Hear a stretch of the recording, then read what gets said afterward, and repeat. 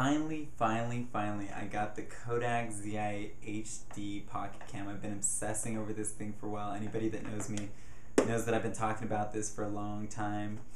The camera right now used to retail at about $180. Right now it retails at about $130. I picked it up at Best Buy. There's a newer version of the camera called the Play Sport, which is basically the same camera except it's waterproof.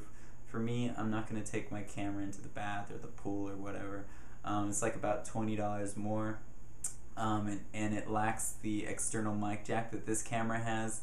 And this camera also has a little flip out USB connector, which the Play Sport doesn't have. You have to have like an external cable to connect it to your computer, but you know, big deal. Like, you're probably going to transfer all your files at home anyway, so if you choose the Play Sport over this, like, big deal that you don't have the little flip out thing. But it's $20 more, and unless you're going to go into the water or something, whatever.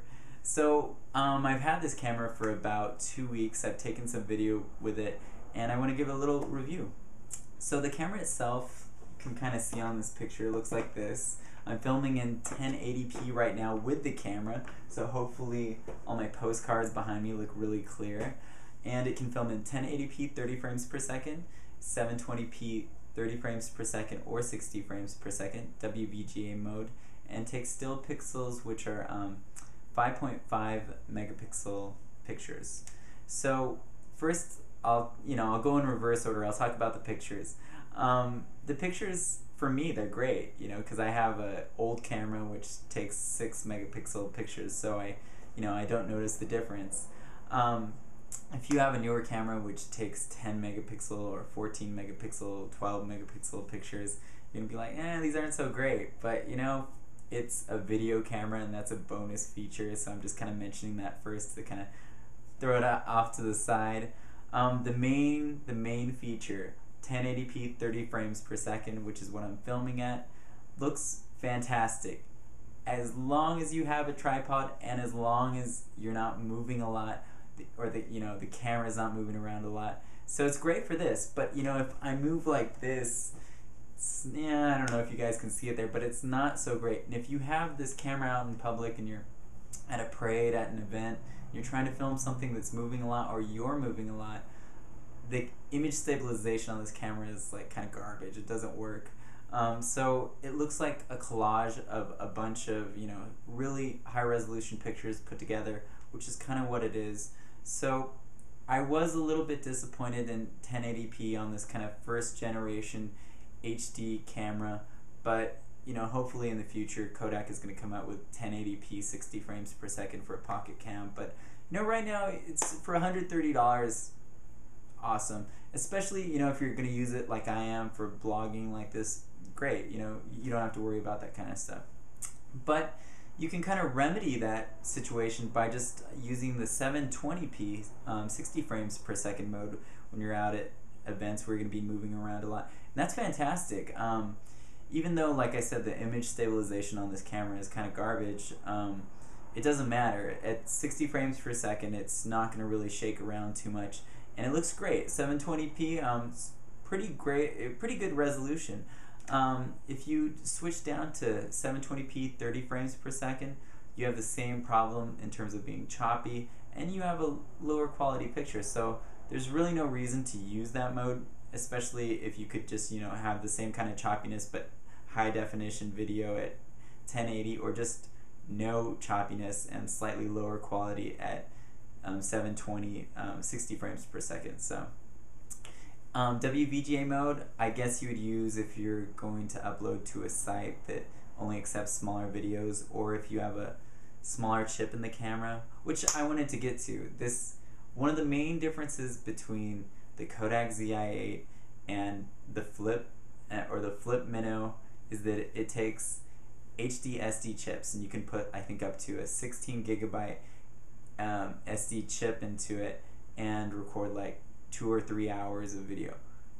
That's semi-irrelevant though, which I'm going to talk about in a second because of the battery, but you can at least do more than the hour-long fixed footage for the Minnow, because I think the Minnow is like, or the Flip is fixed at 45 minutes of video at HD, or 30 minutes, and like at 720p I think it's fixed at maybe an hour. So for this, yeah, you can record up to maybe an hour and a half, and I say that because the battery kind of sucks.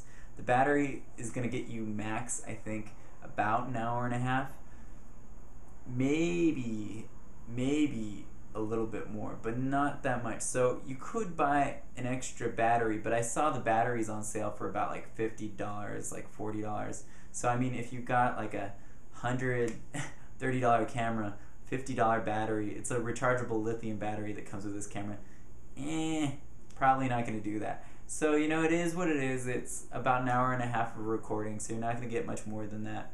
So you just kind of, you're more judicious about what you're filming, I guess.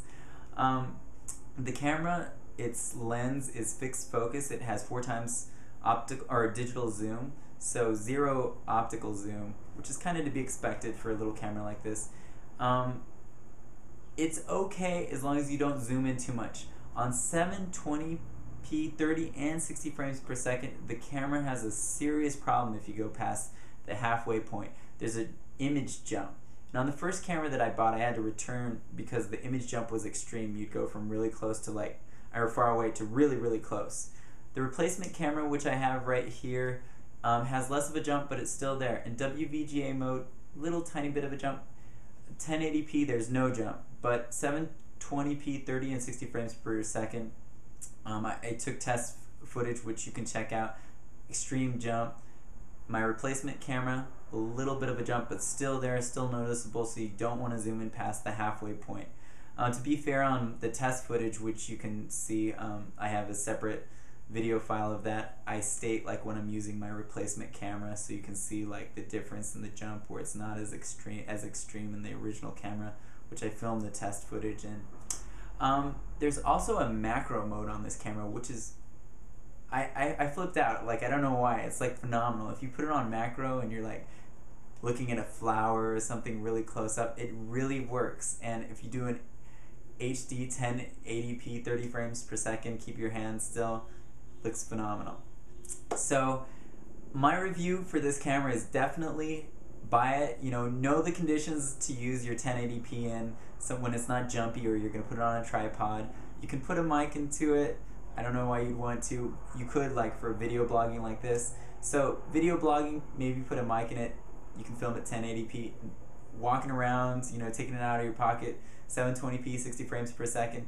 But at $100 or $130, absolutely. I mean, an HD camera that can fit in your pocket. I mean, yeah. $180 if you still see the camera at its original price point, no. But yeah. So check out my test video. I took test video at 1080p, 30 frames per second, 720p, 30 frames per second, 60 frames per second, and WVGA. And decide for yourself if you like the camera. So Kodak Zi8 camera. Totally endorsed.